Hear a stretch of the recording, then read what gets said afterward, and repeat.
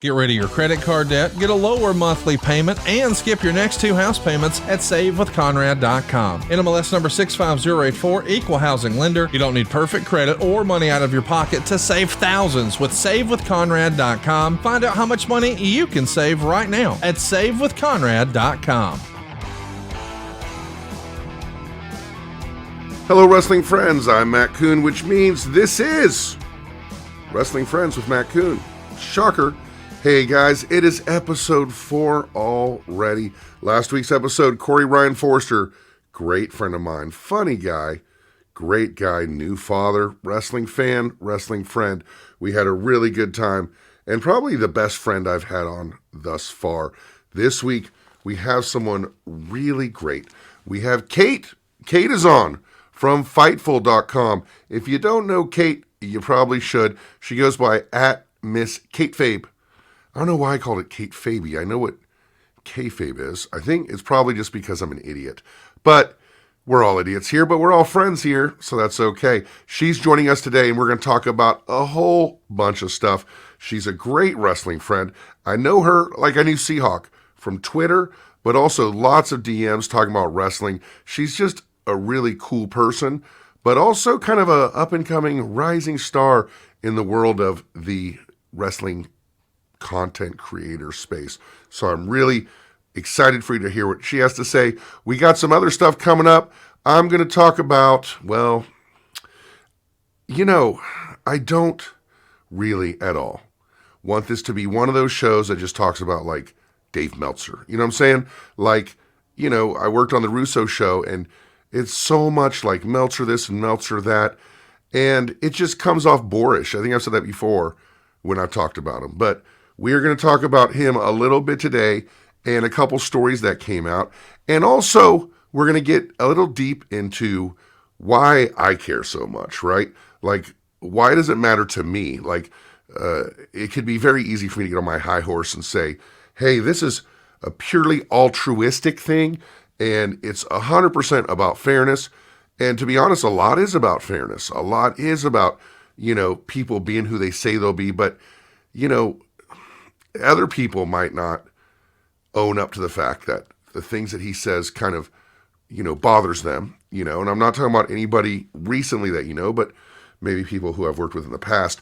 But for me, it is a little bit personal, but kind of, sort of. It's personal in the sense that it gave me an inside view into why I have the issues with him I do. We're going to talk about him getting 2 stories like really wrong this week, his approach to it, and why that irks me in particular. And I'll give you a clue. It doesn't 100% have to do with CM Punk, and it's got a bit to do with something that happened a few years ago. Also this week, coming up shortly, I'm going to talk about me, watching me. I'm going to talk about me, because, who the hell doesn't want more Matt Kuhn? He's the most fascinating person on the entire planet, obviously. Actually not. That's why I have guests on. I realize I'm not the most compelling figure. I'm not the most entertaining figure. I'm someone who has kind of measured responses to things in combination with not being afraid to talk about things. So I guess that's my unique brand, so to speak. But, that's why I have guests on, because it's so much more interesting. It's so much better to kind of bounce these things off each other. But that being said, that's one thing the kids at the school always laugh at is I talked about how on Larry David, he says, that being said, or having said that, as something that, you can say one thing and then you can entirely disregard that by saying, having said that. So anytime I said that being said or having said that, I'll laugh, because sometimes I'll tell the kids, hey, you guys are doing really great. And then one of the kids in the back will say, that being said, because they know it's coming. But I'm going to talk about Ring of Honor. I watched Ring of Honor, and I have some reaction to it. And also a little bit about the WWE house show I attended this week. It's all that and less coming up right now on Wrestling Friends with me. Guess who? Matt Kuhn.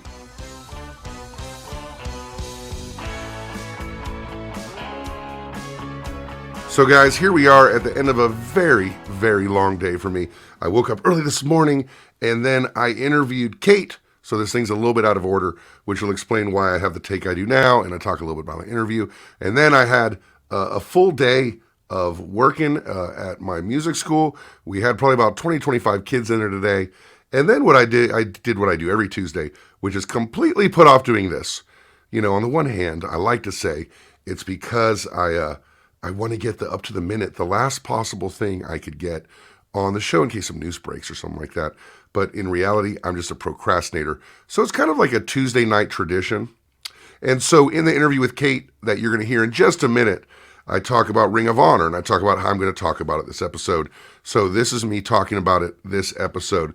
Again, the interview with Kate is amazing. It happened today. But, you know, in case you hear that, I don't want to be dishonest with y'all. So I watched Ring of Honor. You know, I know that Ring of Honor is on. It's on the Honor Club. This is all I know. On the Ring of Honor app, and they have episodes. And I see the spoilers online. I see, you know, first match, second match, third match, fourth match. And I'm like, okay, well, maybe I should give this thing a shot. I'm a wrestling fan. I don't want to be that guy that's like, I only watch AEW and WWE, but I don't give anything else a shot, you know, because there's a lot of great wrestlers out there. There's a lot of creative minds out there. But I didn't really feel the urge. Like, what's the impetus to watch Ring of Honor? What is going on there that is grabbing you to watch it? Nothing, really, right? There's not a whole lot out there that's saying, hey, you got to watch this because of this. So, you know, I was bored, and I put on Ring of Honor. It was very easy. If you're interested in ordering Ring of Honor, you just go to the Ring of Honor app, and I just installed it on my Roku TV, and then click, $10 later, I'm in. And there's a lot of great content, like the entire history of Ring of Honor, but I've never been a big Ring of Honor guy. You know, like, I'm one of these guys that kind of discovered Ring of Honor through the internet, but wasn't really taken with it, wasn't really something I was aware of. So, you know, I read about it, but I'm not like a Ring of Honor guy. You know, I became most interested in Ring of Honor when the Elite got there, like a lot of people, right? So, ordered Ring of Honor. I watched the latest episode. The headline match was a battle without honor. Of course, that means no handshakes. No handshakes, Action Andretti and Darius Martin versus The Kingdom, Mike Bennett and Matt Taven. And there was a slew of other matches. So I'm going to give you a real quick review, okay? I didn't like it. I wasn't entertained by it. I like wrestling a lot, obviously. Like, you know, I have a show where I talk about wrestling, and this show we talk about friends I made through wrestling. I watch a bit of wrestling, and I enjoy it. And I've watched it for a long time, right? So I'm invested and all that, and it's got me hooked. So this show, though, was not a show. It's a card full of matches. Now, I'm going to talk about the WWE House Show in just a second, and I'm going to draw a couple comparisons. But it literally, the Ring of Honor show was just match after match after match after match after match after match. And that's okay, right? You can live with that. Like, great matches are great. But unfortunately for Ring of Honor, and honestly, unfortunately for them, you know, in the last couple of years, AEW has kind of become the place for great matches. This is a company that's not shy about putting a matchup on TV like Nick Jackson versus Ray Phoenix. So if you're all about having matches, you know, AEW's got you covered, but they also put on a show with the music and the segments and the promos and the angles and all that. And although there were some bare bones angle, you're going to hear Kate talk about the one that she loved, which is Zack Sabre Jr. And Samoa Joe. It didn't do anything for me. It seemed like going through the motions, and it, you know, even the headline match, apparently that was the result of a feud, but that wasn't really well established during the show either. And then also there's something involving Dalton Castle and one of his boys. Apparently his other boys got injured by Prince Nana's crew, but they didn't make it in a way that was compelling to me. If you look at NXT 1.0, NXT Black and Gold, that was a show you could put on and not have any knowledge of anybody. And it would be intriguing. It would move along at a brisk pace. They had a high energy. They had segments backstage. They had people who were presented like stars and a big deal. Unfortunately for Ring of Honor, which has a slew of wrestlers, They didn't have a lot of the big stars there. Like you didn't see Claudio there, and you didn't see a lot of other people in AEW there, really nobody. You saw a lot of people that made it feel like an AEW dark show. And that's no disrespect to the people that are there. If you're not featured on television, I'm going to think kind of AEW dark. If you don't have a plot line or heading towards one of the pay-per-views, which Tony Khan goes through all kinds of trouble to get people on and get as many people on as you can, I'm going to think of you as not really attached to the product. That being said, see, just did it. That being said, okay, let's say Dalton Castle's your big guy. Let's say the Kingdom are your big guys, right? Let's say Zack Sabre Jr. is your big guy, Samoa Joe. They need to do things on that show to make them appear like big stars. There was no big, there was nothing tying all the show together. It was a match and a match and a match, and there was very little done to present these guys like something you want to see. There wasn't anything on the show that wanted to compel you to watch something other than the highlight of the show, which is, of course, the announced team. Ian Riccoboni is fantastic. Caprice Coleman is great, too. Them together is always good. Never a huge fan of the three-man booth, but if you're going to have a three-man booth, Nigel McGuinness is great. So these three are doing their best to call the action. But there's just nothing going on. Like Excalibur on AEW is just talking at the speed of light, promoting all the stuff that's about to happen. There wasn't that level of excitement for Ring of Honor because there was nothing they were promoting. There was nothing they're going to. It didn't seem exciting about that card. It didn't seem like, hey guys, here comes this huge match. It says coming up the main event, but there was no reason given why you wanted to watch that match. If they're serious about Ring of, and also the ambiguity about who's on what card, we need exclusive people to Ring of Honor. We need exclusive people to Collision, exclusive people to Dynamite. But if you're not going to have the AEW split, you got to have people exclusive to Ring of Honor. You got to. And if those are the people, like say Brian Cage, you got to make them a big deal. Like I remember going to go see the California Angels when I was like 4 or something, right? And Joe Rudy was the big star there. Joe Rudy was like, a journeyman player. I think maybe Rod Carew wasn't there yet, or Rod Carew was injured, and they didn't have any stars. But man, oh man, did they make a big deal about Joe Rudy that whole game. They had people chanting for him. They had the mascot out there holding up signs for him. They made a big deal about when he came to the plate. They had posters of him when he went to the stadium, and they made him seem like a big deal. So if I'm a kid, I think Joe Rudy is the shit, right? But, he's not. And it's okay because they present him like that. There was nobody presented. I can't believe I just made a Joe Rudy reference.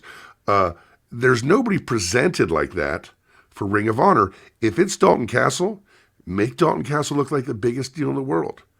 If it's this AR Fox versus Zack Sabre Jr. match, make it seem bigger. There are so many things you could do. And I'm not going to list because we see it all wrestling all the time. We see WWE go overboard with this kind of stuff. But if you're just going to present a match, and tell me the stories in the match, that's not necessarily for me. And I would argue not for other wrestling fans, and also certainly not for someone watching the program for the first time. Because if you're watching that program for the first time, you're going to compare it to All Elite Wrestling and say, why? Why this instead of that? The other one's got Carry On My Wayward Son. The other one, the audience not just is bigger, but is more excited.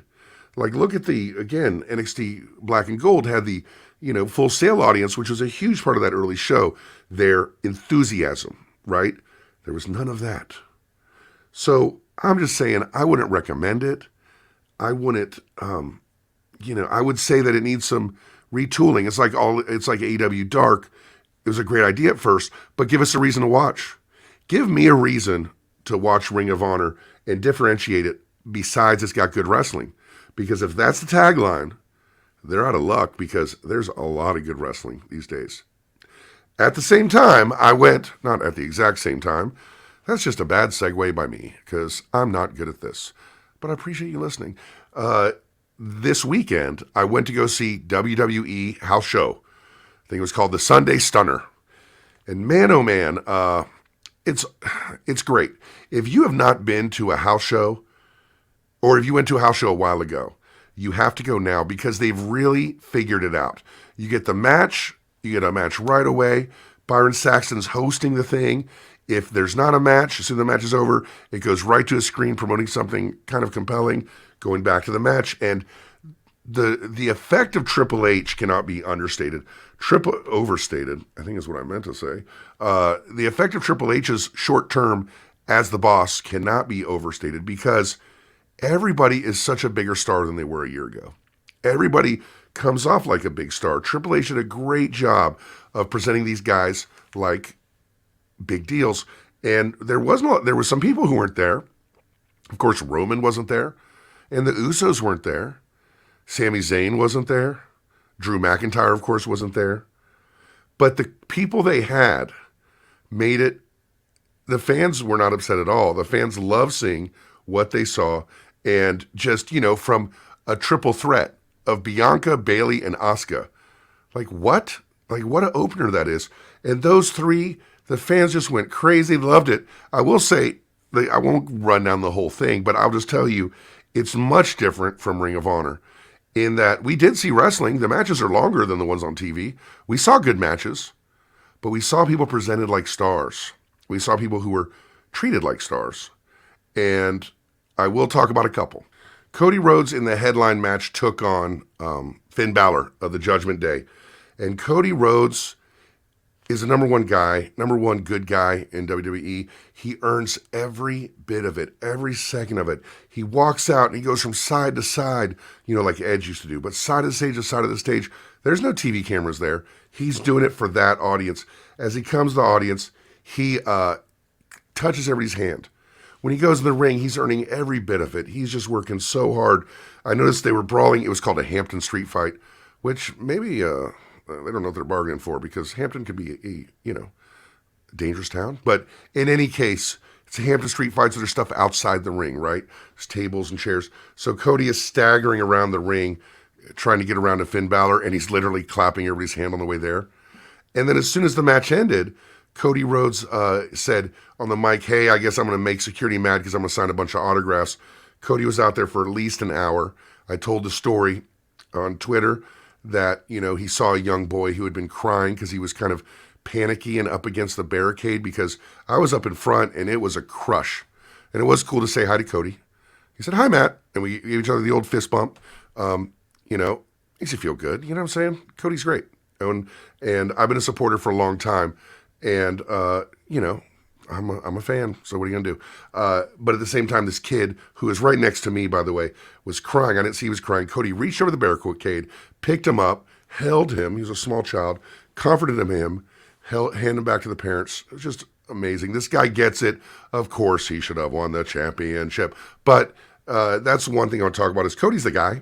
And number two, and I also want to say he's earning every bit of it. I say it every time, but that dude is working for it. He's not mailing it in at all.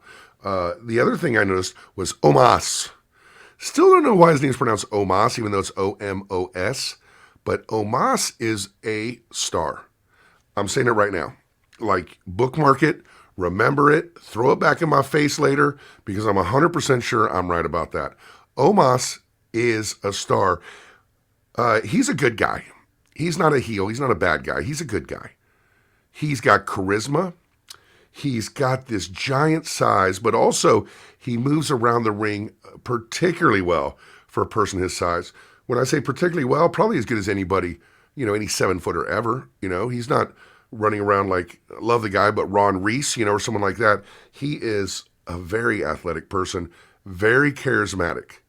I think if you have him turn on MVP and just squash 2 people at a time for the next year or two, they're going to run out of Omos figures. And Omos is a future WWE headliner. I'm saying it right now. You're going to be like, what? Because, bear with me, it's not coming across on TV. It's not coming across on TV. And that's not his fault. He's new to this and he might not be given the right instruction, but you can't keep talented people down. This is a talented guy. And he is going to be a future star for WWE. 100%. Bank on it. I'll give you the Matt Coon guarantee on that. Now, coming right up is Kate, Miss Kate Fabe, my buddy from Fightful. We're going to talk all about all kinds of things in wrestling from a women's fan perspective in wrestling. And guys, I want you to listen to this because it's a different thing, right? It's you know, it's a perspective maybe we don't hear a lot of, you know, and wondering maybe how we get more female fans in there. Talk about women's wrestling, how they're presented, but not just talk about women's wrestling. Talk all about the issues of the day, Punk and Collision, and we're going to talk about Cody, and we're going to talk about all kinds of stuff. And then after that interview, we're going to talk about my deal with Meltzer and why I may be being tough on him and why it's maybe a little personal. Miss Kate, right after this. Before we get to the interview with Kate, I want to tell you about one of our awesome sponsors. And guys, if I'm talking about a sponsor, we're talking about a product that's in my house, something I use all the time. And I'm telling you, Manscaped. Now, you know, I'm not going to get into my private life, all right? But the beard hedger. And I have the worst facial hair in the world. I do. It's patchy. My connectors aren't very great. But when I was trying to grow out the beard, which was sad, admittedly, Manscaped kept it nice and tight. And they have all these products. They have that beard brush. They have the beard comb. They have the beard balm. All that stuff that comes with the beard hedger. And, you know, Father's Day's coming up. You probably haven't purchased a Father's Day gift yet, have you? Not to fear. The leaders in below the waist grooming are here. I'm talking about our friends at Manscaped. Tell your dad to shave his bush. Don't do that. Don't do that. But you can get him some Manscaped. It's a great gift. And they might go, or it might be a little awkward. But I'm telling you, they'll use it. Because who wants all that? You know what I'm saying? Who wants all that? Manscaped is saving the day again with the total package for the father figure in your life this year. Whatever that means to you, you know. It's time to upgrade his game from waist to face with this exclusive offer. Have the father figure in your life join the 8 million men worldwide. Now, they said there's 16 million balls at one time, and I'm telling you, Dax and I had a conversation about that. I wish I had it back, but it's true, 8 million men. And guys, if you wonder if you've been wanting to try this, now's the time. It's a way to help the podcast, but also get a product for you or someone you love that they're going to use forever. Because you're not going to go back after Manscaped, and you're going to get 20% off and free shipping with the code WF20, like Russell Friends 20. WF20 at manscaped.com. First of all, you got the Father's Day MVP, the Performance Package 4.0. Man, when they give you these things, right? When you get these things, I guess they did give me one. You know what I'm saying? Like, you know, I said when they give you, but you have to buy it, but it's 20% off. Totally worth it. But it's this professional, nice package with a bunch of stuff in there. You get the 4.0, the lawnmower. That is one powerful, yet safe piece of equipment, folks. It's a trimmer, a brand new Weed Whacker 2.0 ear and nose hair trimmer, or wherever you need it.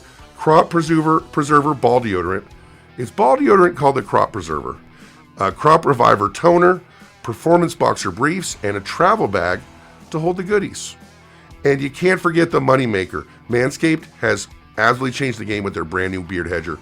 I'm telling you, I hate electronic shavers. I hate them because the guard comes off, or I'm an idiot, as I've said a million times, so sometimes I'll like go the wrong way. Like I'll go down and I'll have the guard facing the wrong way, and there goes your beard. Impossible with a new Manscaped. The guard is on it, and it is Matt Coon proof, which makes it idiot proof. And in that package, you get the beard hedger trimmer, beard shampoo and conditioner, beard oil, beard balm, and 2 free gifts with their signature beard comb and scissors. Used both, love both, can totally tell you this is the time. Get one for yourself, get one for the people that you love. 20% off with code WF20 at manscaped.com. That is a way to keep the podcast going, support the podcast. If you don't need one, you know someone who does. Get 20% off with free shipping at manscaped.com and use code WF20. Make this Father's Day one he won't forget with Manscaped. All right, wrestling friends, joining us this week is another wrestling friend. This is a wrestling friend that I have not met, much like on our first show, but someone that we DM and we talk quite a bit, and someone that I've developed a lot of respect for, become a fan of with her work on Fightful. You might know her as Miss Kate Fabe, or Miss Kate Fabe, and she is known as Miss Kate Elizabeth. She's on Fightful, and just a really great voice, and a young voice, and a new voice that more people should know about. Miss Kate, welcome to Wrestling Friends. How are you doing today? I'm doing well. Thank you so much for having me here. I'm so excited to do this. Well, I'm excited too because we talk a bit about wrestling, and I get to see all of your takes, and I'm really curious about your thoughts on a lot of things. So, first of all, just to get started, you're on Fightful, right? I am, yeah. And you're on Fightful, what's called Overbooked, right? Well, I'm on Overbooked and I'm on the Fightful main channel. Most of my post shows are just on the Fightful main YouTube, and then Overbooked is kind of like our additional playground for things that aren't necessarily like post shows or breaking news driven. And I unfortunately work with Joel Pearl there. Just kidding. I love Joel.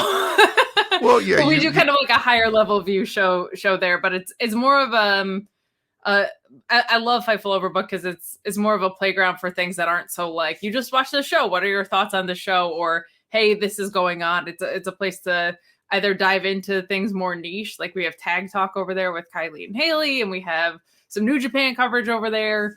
But I do kind of just like a weekly recap show with Joel on Fightful Overbooked. But yeah, the rest of my content is on the Fightful main YouTube channel. And of course, you work with, the universally known as despicable Sean Ross Sapp. Of course, yeah. Just the worst human being in the world. But I just want to kind of talk a little bit about wrestling journalism. Actually, really nice. Like, people always have teeth out for him. I'm like, he's actually just real nice, guys. I hate to break it to you, but he's a real nice, normal dude. Well, I hate to say, honestly, I hate to do it to him, to say we're friends, right? To say that I like Sean a lot, and Sean also just like got on Jeremy's show and just destroyed me for no reason at all. Just completely mocked me and used my background and tried to mock my voice. And he's but at the same time, we were DMing today, we were texting today about Naked and Afraid. So I think Sean and I are friends, although I hate to do that to him. But the Fightful story is an amazing thing because Fightful, in my mind at least, has become the preeminent voice in wrestling journalism over the last couple of years. I think the way that it's handled certain stories and leading from Sean on down has shown that Fightful is a place you can go to trust. And yet you're there with them as a woman in broadcasting, a woman in wrestling journalism, not the most common thing in the world. Let me ask you this before we get into how'd you get involved in all that. How'd you become a fan of wrestling? Wrestling does not have a giant wrestling women's fan base. What hooked you, Kate, on professional wrestling? Not when you first started watching, but when you watched and you said, okay, this is something that I'm going to enjoy for a long time. Oh, man. So I feel like for so many people, they had like childhood memories or they got like really into the Attitude Era. I was in my early 20s. I got into it in 2009. I was watching Raw with an ex. Ditched him, kept wrestling. That's why I always say like both great choices in that regard. Solid, super solid. Yeah, but I I started watching in 2009 and I got in this rhythm that I think a lot of people now, like being a smarter fan, where I was starting to catch on to like I loved heels. Like I just automatically gravitated toward heels. And I was like, well, I don't want to keep watching this. John Cena's gonna win every single time. But the first stories that I remember grabbing me were like Legacy just enthralled me. Like that was when I started to understand it was an art form and like, oh, there's this whole group of second generation wrestlers, but they all have these incredibly individual personalities. And then really I kind of had one foot out the door on the whole thing. And then the CM Punk pipe bomb happened. And that moment was really important to me as a wrestling fan because it not only kept me in, but it kind of showed me like, one, I had no idea what New Japan was. I had no idea what Ring of Honor was. And he named them in these promos. And I was like, oh, yeah, of course. Like this is an art form. Of course, there's other types of this, right? So that was also my gateway into kind of discovery of other promotions. But it also, I wasn't there for Stone Cold. Like I was not watching that in real time. So that was my first, like, broke the fourth wall, kind of proved that you could change things in a single promo because it really does feel like things genuinely changed because of the fan reaction to that and what CM Punk was able to do in that time. Like, it broke that John Cena wins everything pattern for me, at least changed it a little bit. They still definitely tried to keep the ceiling on, I think, but That was a really, really fundamental moment for me as a fan for those reasons. It's a really interesting thing because one of the premises that I kind of go off of on these shows is that 95, 98, 99% of us started watching when we were fans or when we were kids. And it hooked us as kids. And it's kind of, it can be goofy and it can take you out of it. It can be silly. But as fans, we're already hooked. But your perspective is a lot different. You became a fan as an adult. And becoming a fan as an adult might explain why, maybe, you went from just being a fan of the on-screen product is someone fascinated by the backstage stuff, because you don't become like a journalist, you don't become a commentator, I don't think, just purely based on the on-screen product. When did you realize that the backstage stuff, the behind-the-scenes stuff, was just as fascinating, just as interesting as the stuff on screen? I mean, you're right about a lot of that, right? Like, and it is funny because you alluded to me being a woman in the space. The era everybody got hooked in, I feel like, was the Attitude Era. And as like an adult woman, that doesn't necessarily age the best when you go back and watch it. I don't know if I ever got hooked like on the backstage stuff, but that CM Punk moment being so fundamental kind of alluded to, more than backstage stuff, the parts of it that made it feel real, which to me is when I was like, okay, I understand that this is an art form. And that's when I kind of got more immersed. I never really had intentions on working in it. I mostly was doing a podcast with my friends and goofing off in that way. Like, it was never anything too like, I'll never be on the breaking news side. I would never want Sean's job. God bless that man. But when I started to be able to analyze it from the art form perspective, and I've always been very into music too. I know that's a shared passion that we both have. But when I started to be like, oh, okay, so WWE is kind of like, to me, it reads as SNL or a major record label. Like, the landscape even shakes out similarly. And now that AEW's in the fold, you're like, oh, okay, that's kind of, like a playground where you're maybe a little less large of a platform than WWE, but you have a little bit more artistic control. And then the indies are, to me, always functioned like an open mic or, more local concerts or whatever, where there's some really cool testing grounds and some of the best art is happening there. So it was kind of more that when I started to connect to realizing the authentic art form that wrestling actually is. And it is not just an authentic art form, but the most unique form of art you can find, because you've got, guys who are acting in roles, but yet they're athletic, yet they're actually getting hurt, yet a lot of them actually think and actually are tough guys. It's such a melding of reality and narrative that you don't find anything else. Like, you don't, like, if you challenged Iron Man, if you saw Robert Downey Jr. out the street and you said Iron Man's not so tough, he's not going to want to fight you. It's a very unusual art form. It is. And even just if you think about everything that goes into it too, and that's what I kind of love when wrestlers use the leverage that they have as an artist. Cause like, I look at,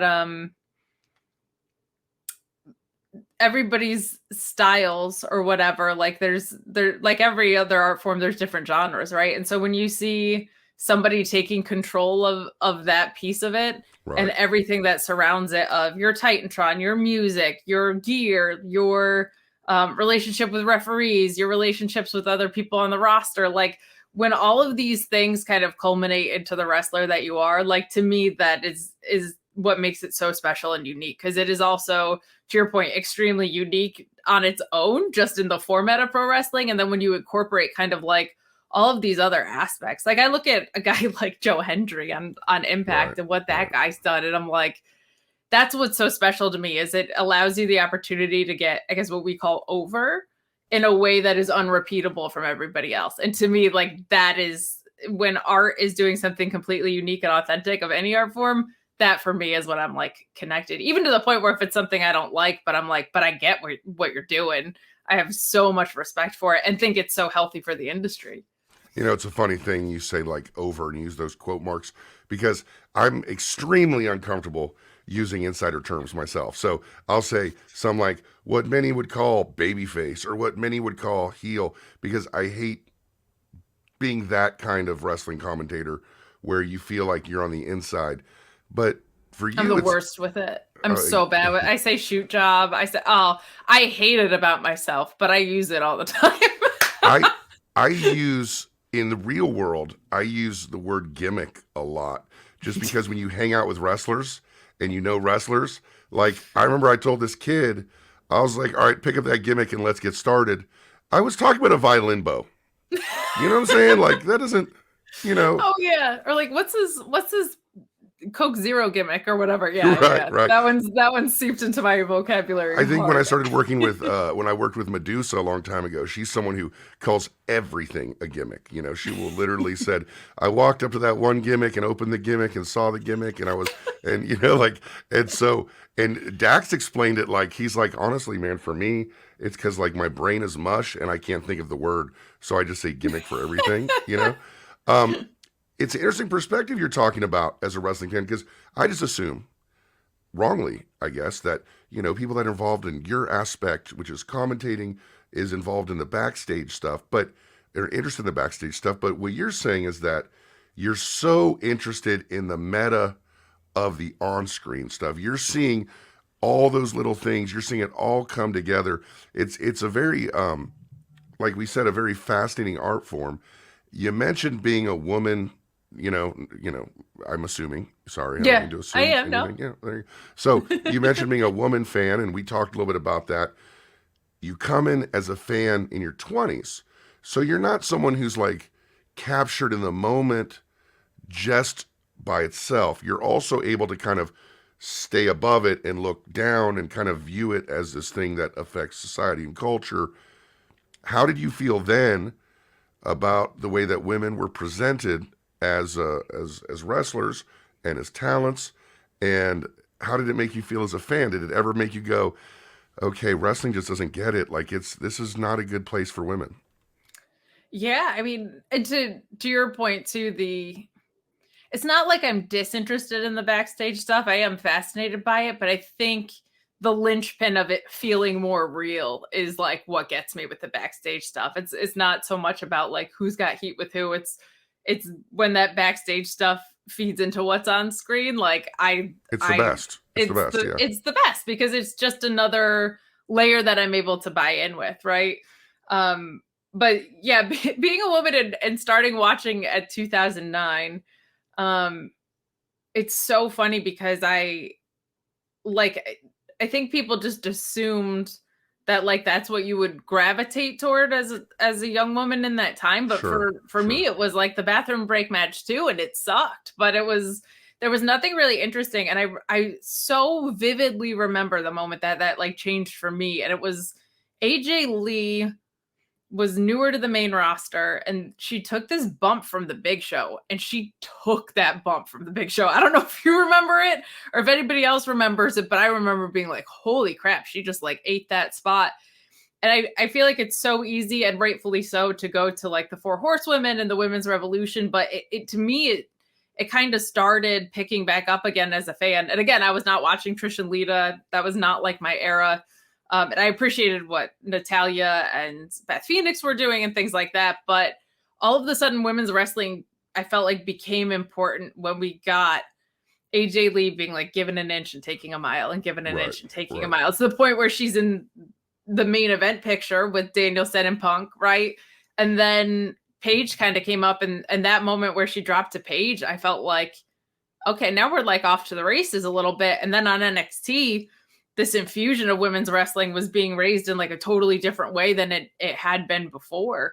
And it's done wonders, I feel like, to women's representation in wrestling, and the expectations now are a lot different, where it gives room for people like me to say, why was there 4 minutes of women's wrestling on Raw when it's a 3-hour show, as opposed to, well, that's it, you get what it is. Like that used to be the standard, right? So it's the way that the ceiling got raised, I think is really important. And I'll forever be vocal about it. And it is funny. I do find myself saying very similar things to my male peers and getting way more heat for it in a sense, like, but it just, right now, there's no excuse. Like, women are are doing such incredible work all over wrestling. Like, if you told me 2 years ago that Mercedes Moné, then Sasha Banks, and Willow Nightingale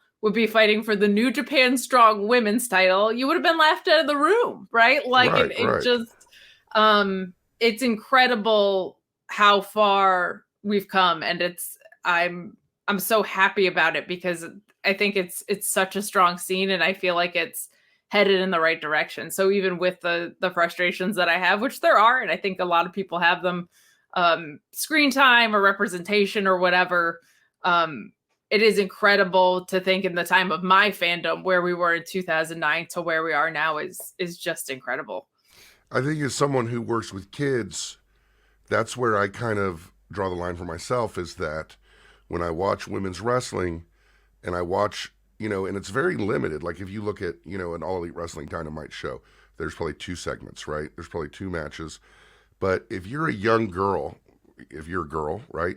Young or old, and you're watching wrestling and you're being affected, by society and society's norms on what you should feel about yourself, it's a very hard thing sometimes to see this is the way that women's wrestling is being presented to young ladies. This is what your role is. This is what you'll do. Although it's changed a lot, it's evolved a lot. I think when you look through that lens, you can see that there's still a lot of work to be done, right?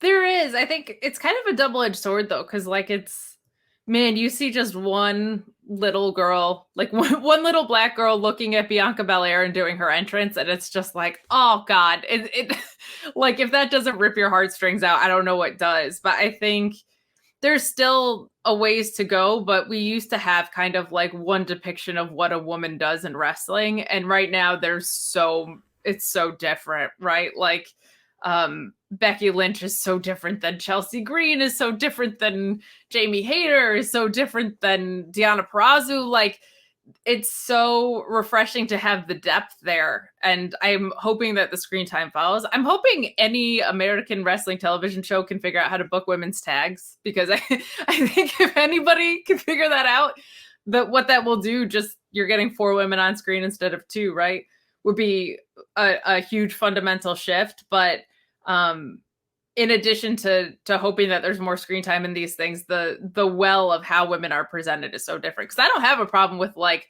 the sexy girl or mean girl stereotype. I have a problem when it's only the sexy girl or mean girl stuff, right? So it's widened so much in that way. It just needs to. I'm hoping it continues to grow and thrive in that way, because truly, I feel like this in general about wrestling. Like, I really think we're in a golden era, and I really think that women's wrestling is in a really special place right now, but still ways to go. Still a way to go for sure. The tag team thing is interesting too, because what you said is, it enables you to get 4 women on screen at the same time. But it seems like, to me, a lot of times that's where the creative stops and starts is, hey, let's get 4 women on screen at the same time. Like, yeah, it's a little bit of this. Like, it's a little, we got 4 women on screen. Okay, great. Now go tell a story. And like, I guess because I've always viewed wrestling as such an art form too, I'm someone that goes back and watches. Like, I think it's silly with any art form to assume that the best of what's happening is on your screen or your radio right now. Like, I love to go back. The first friends I made in the wrestling podcast space were a podcast called The Shining Wizards, and one of their hosts, Matt, he's an encyclopedia, and I'm like, who should I go down a rabbit hole for right now? And he'll be like, Gary Albright, and I'm like, awesome, like, I'll go back. So that's just the way that I view things. I would love to see women's wrestling be able to do things like, why can't they have a 4 horsemen story? Right. Like, why are all the Bret Hart tribute spots and CM Punk and Dax Harwood matches? Like, where is that? And I think what's interesting is, as time goes on, I think you're going to start to see these younger wrestlers making callbacks to Bayley and Sasha Banks at NXT, right? Like, I'm already seeing that with some of these young women's wrestlers being like, oh, remember the finish to that match? Like, I'm going to bring that back, or spots to AJ or whatever. Yeah, I'm not trying to brag. Because God knows it's not something I'd ever do. But I was there, and it was fucking awesome. Wow. It was so cool, and we weren't expecting it. We were expecting, I don't even remember, I think it was Joe and like Finn was the headline match something like that. Maybe Kevin Owens. I think Kevin Owens was, yeah. Yeah, but we didn't expect. We were excited to see Enzo and Cass. You know what I'm saying? Like that golden age of NXT. 1.0, and the Becky, and I'm sorry, the Bayley and Sasha match. Just, I wasn't looking to be impressed by a women's match. I wasn't looking to say 10 years later, hey, the best match I ever saw live was. It Yeah. was, wasn't looking for that. But like you said, a lot of this started with NXT 1.0. You cover NXT now, right? I do. Okay, so let me ask you this.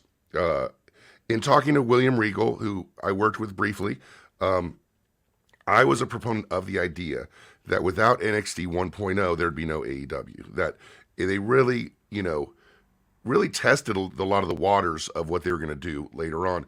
That NXT 1.0, though, and we'll talk about more than women's wrestling, but I think it's fascinating. Oh, I love talking about women's wrestling. We'll talk about whatever you want. What they did for women's wrestling, the way that it impacted forever to show them the possibilities, not just these dynamic, great wrestlers who were amazing characters and able to fit that role, and also great coaching, but the fact that they were able to rise above those roles showed what the possibilities could be in women's wrestling.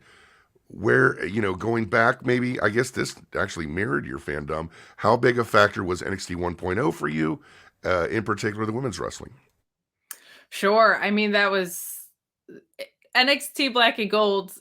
In retrospect, as a smarter fan, it's always felt like ROH with a bigger production budget, right? And in some ways it was. And better characters and better, sure, pretty more much resources. Yeah, everything except the in-ring, and the in-ring is great, And the in-ring's fantastic. I loved NXT because there was such a, I don't want to say a formula, because that, I always view formulas and art forms as like the death of it. Like if you're catering to constraints, you're already operating from an inauthentic place, but there was a template. I was going to say template too, but then in my mind I thought that's also kind of demeaning too, right? So for me, I think it's a different set of expectations and a different paradigm than it's ever been in before. Yes, and I think like template is probably fair, because you did have like a specific pattern or rhythm to how takeovers worked, and you did also have like, okay, this guy has the title, he's probably moving up soon, or this guy's in line for a title shot and not going to have a reign, but probably moving up soon. Like you kind of had expectations around what that looked like. And I don't think,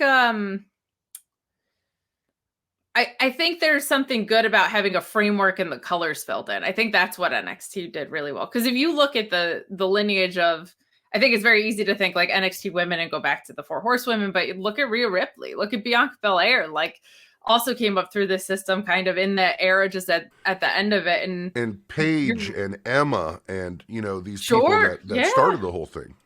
It really, I mean, a huge catalyst for women's wrestling.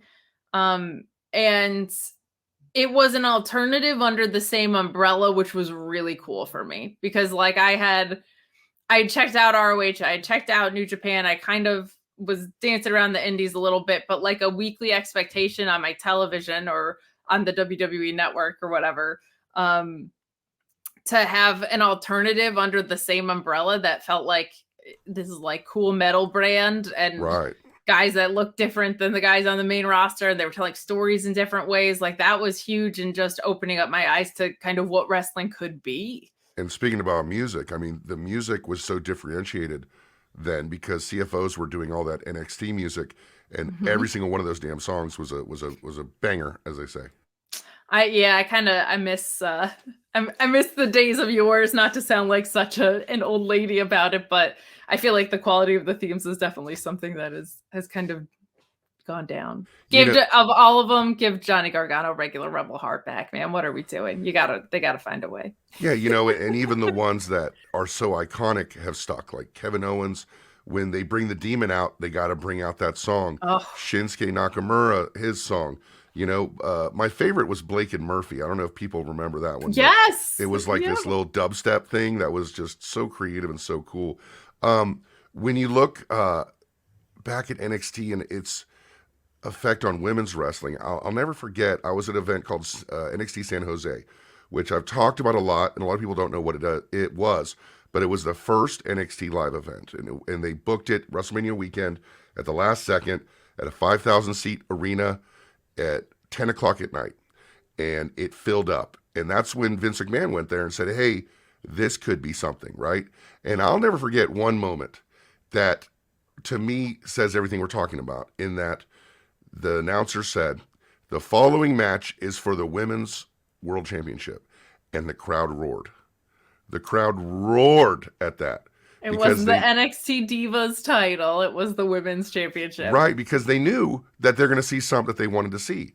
And I believe it was Charlotte and it was Charlotte and Sasha, I'm pretty sure, that was the match. But just the fact that we've got it over to that extent, that's really what we're going for with everything, to say this following match is for blank stakes. And then as soon as you say the stakes, the place goes crazy because they're interested in those stakes. How important are stakes in wrestling to you as opposed to matchups? It's kind of a cause of mine to say that matchups are great. We've seen them all. Let's give some people something to wrestle for. How important are stakes for you as a fan versus matchups?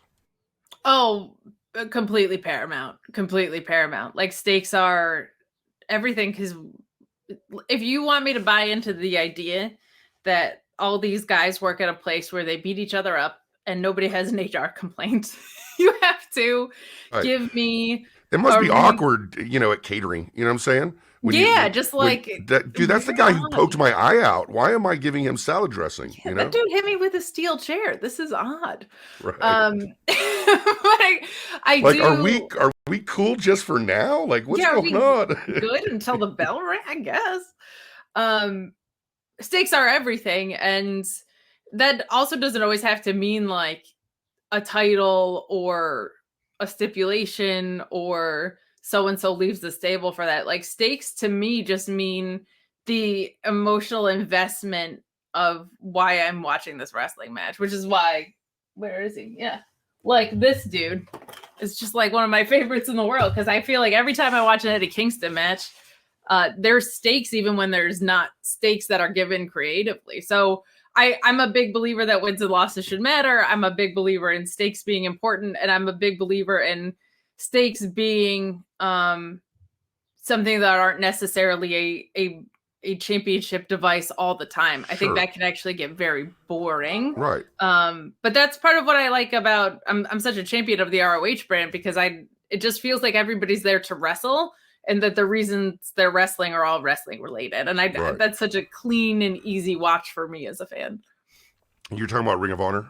Yeah. Yeah, I tried it recently. I'm going to talk about it on the show about why I didn't necessarily enjoy it, because I need to have more than a wrestling card. I want to have a show, I want to have a show. And I also, like you said, stakes don't have to be like a championship, but I want to care. I want them to make me care who wins and loses. I don't just want to say it was a great matchup and hey, who cares who wins? I need to at least I want to hear the fans cheer and boo. Is that important to you, for the fans to care who wins or loses? Or is it cool to have the moment at the end of the match where they shake hands and everybody says this is awesome and they say, wow, what a moment we had? I think you should always care about wins and losses. I think it doesn't have to always be good guy, bad guy. Right. Like, I think that's really important, because otherwise, why are you fighting? I will say with ROH right now, I think part of the handicap is your world champion is Claudio, and he's in the most important AEW picture. Samoa Joe kind of hasn't really been there. We know is probably going to Collision. We haven't seen the tag team champion since the pay-per-view.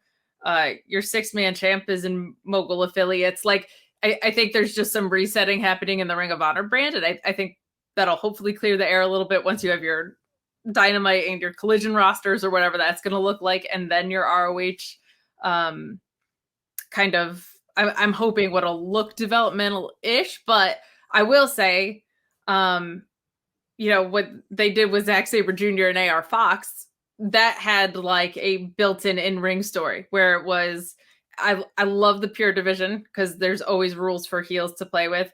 And like with Zack Sabre Jr. showing up with that title, there were stakes. Even though it wasn't like a built out story, there was whoever wins this match between me and AR Fox, and we knew it was probably going to be Zack Sabre Jr., goes on to fight, I think, Jeff Cobb at Dominion. So it's like, I don't always need a story in the way that has 10-minute promos and all this backstory. I just need to know, okay, this guy gets to do this if he wins this match is a powerful device. That's why I also like proving ground matches there is if you can just hang with the champ and not lose for 10 minutes, that means you get a title shot is a really great way for me to suddenly care about someone who maybe I've never even seen before. So I like having stakes. It doesn't always have to be an overly built dramatic thing for me.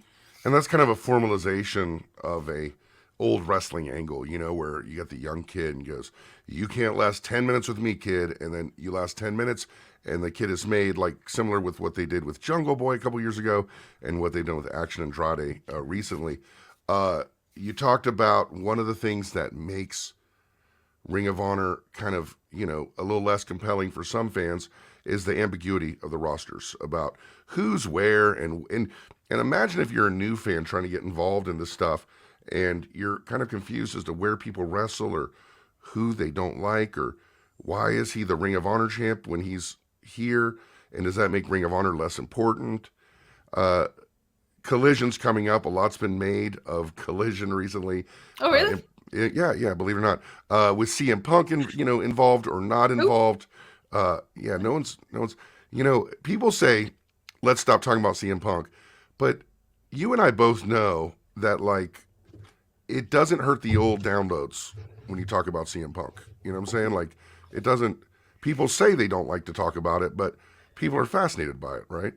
Oh, yeah, it's the classic, like, people said that they didn't want to hear about the Bill Clinton sex scandal, but then ratings on the news were never higher, right? Like, it all kind of goes back to that. But I also think, like, CM Punk's my guy. I said it, right, on the show. So I understand that I'm watching through maybe a particular lens or whatever. But I, like, this need to assign so much weight to everything that you hear about through other sources is very weird to me. Like, none of us were there for the fight. For sure. None of us have been there. There's been one narrative about this guy for the past 8 months.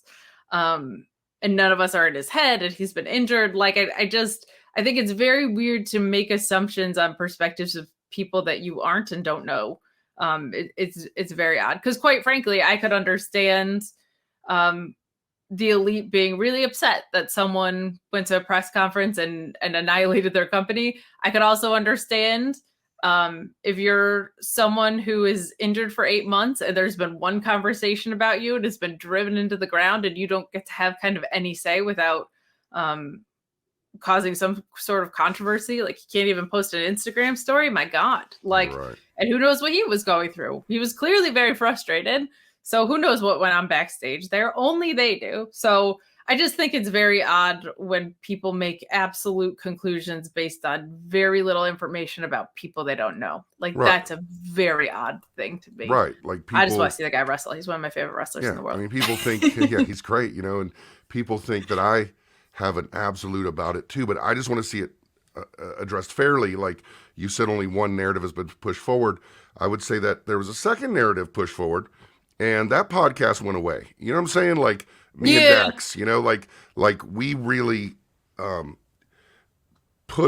pushed, but there's a narrative that got out there because of our podcast, and just in purely seeing the resistance to it, the resistance to, hey, maybe CM Punk's not this terrible person, and maybe we should see the Elite and CM Punk wrestle, which is all that was said on the Dax podcast. To see just the utter resistance from people in the media about it, not anybody with Fightful, but people that may or may not have long-standing relationships with people involved, you know, it was kind of a weird thing to see. I just,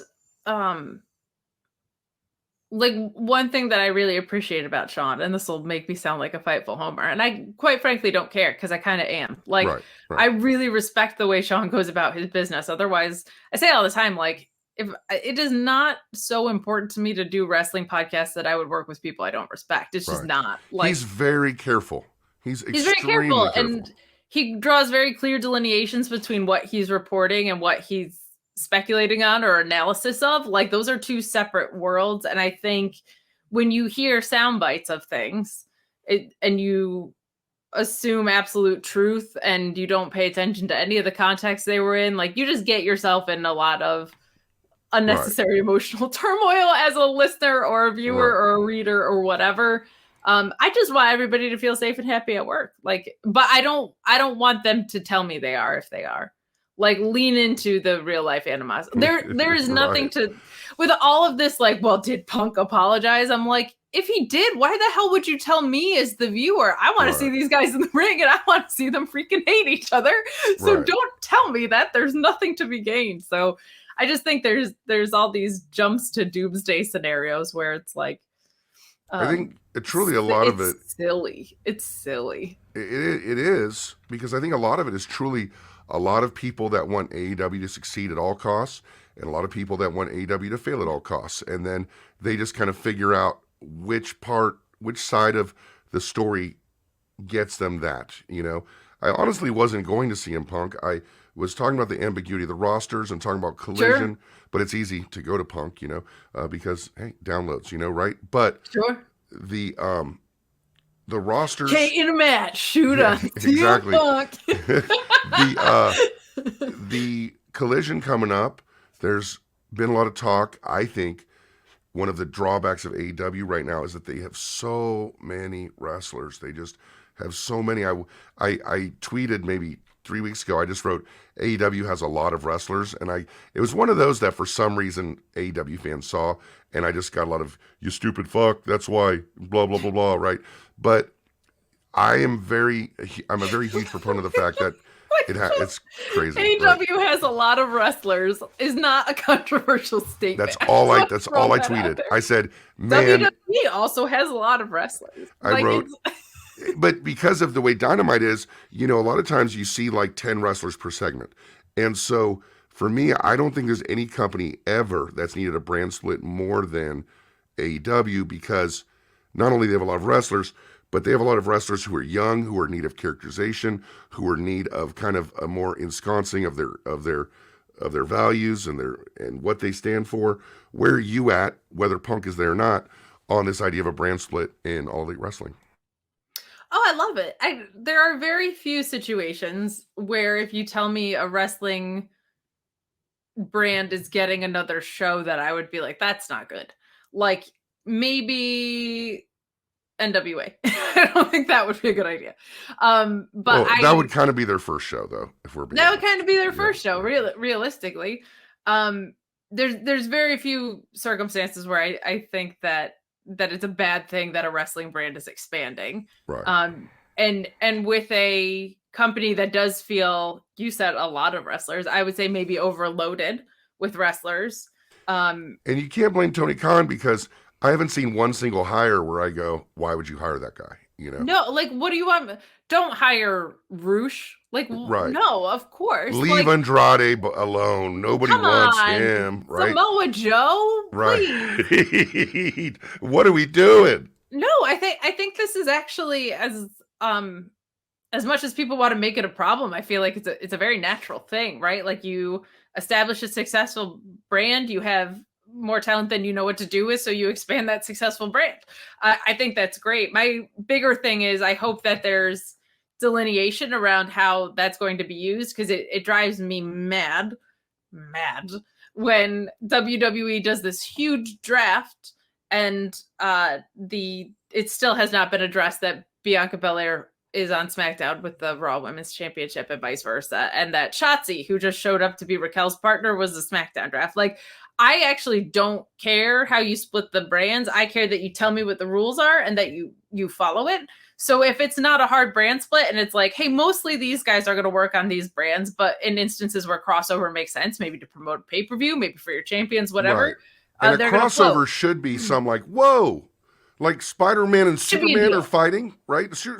Not like Superman and Spider-Man are fighting, but the Fantastic Four have been hanging out with the Justice League all week. Like, that doesn't make any sense at all, right? Sure. And it should be intentional, I think, right? Like, if they're showing up somewhere else, it should be with great cause and not because they wanted to start a feud with that Like person. Shawn Michaels, Kurt Angle's a good example of that when they did the first brand split, right? Sure.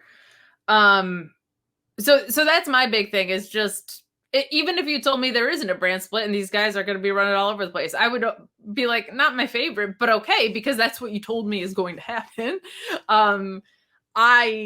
I think it's great, and I think it's important to, if you're going to logically be telling stories, have some delineation around that. And I think you're right. Like Jay White showed up, right? And it's like he's been tucked away on Rampage, and he's a huge deal. So we got to get some breathing room for some of these guys. I'm excited about it. Now he's not a big right. deal. And FTR won the championships, but FTR hasn't wrestled since they won the championships. And I would say if they had more, like, I don't want to see them on Rampage. I want to see them as a big deal, beating other tag teams.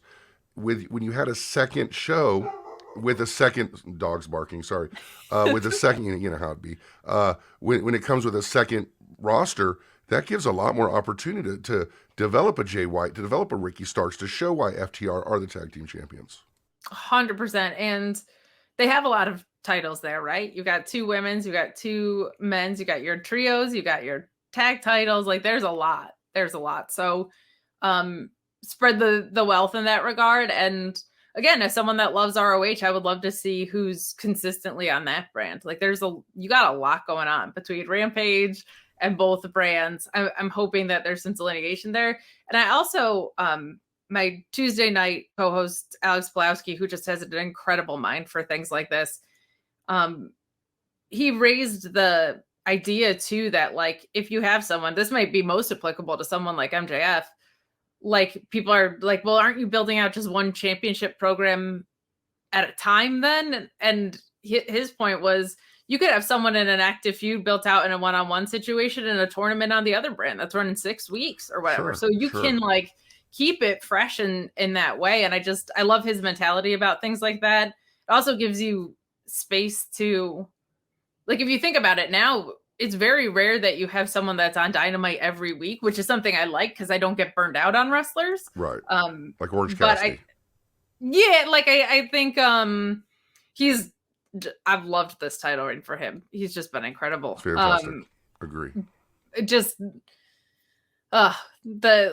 He's just doing really great in-ring work. And I think a lot of people woke up and are like, oh, this guy's a great wrestler. And it's like, well, yeah, that's what All Elite Wrestling caught on to the fact that, like, kids love Orange Cassidy. So lead off that first show, lead off every show with him. I love the idea because when I see kids who are wrestling fans, it doesn't happen often, but I do see them, it's almost always Orange Cassidy and Danhausen. Yeah. And Luchasaurus, that's the other one that I hear. It's also like, it's funny because you say that with kids. My sister doesn't care about wrestling. She actively does not really like it, but God bless her. She will listen to me talk about it. There have been times where I'm at her apartment and I'm reviewing things, and she loves Orange Cassidy. Like, she's just like, I love this. Oh, that guy doesn't want to go to work. I relate to that. Right. Like, and that's what wrestling should be, right? Yeah. These characters that rise above the idea of wrestling. Yeah. You know? I've been on this insane Zack Sabre Jr. week-long rabbit hole. She doesn't give a crap about a spladle turned into a stretch muffler. She doesn't care.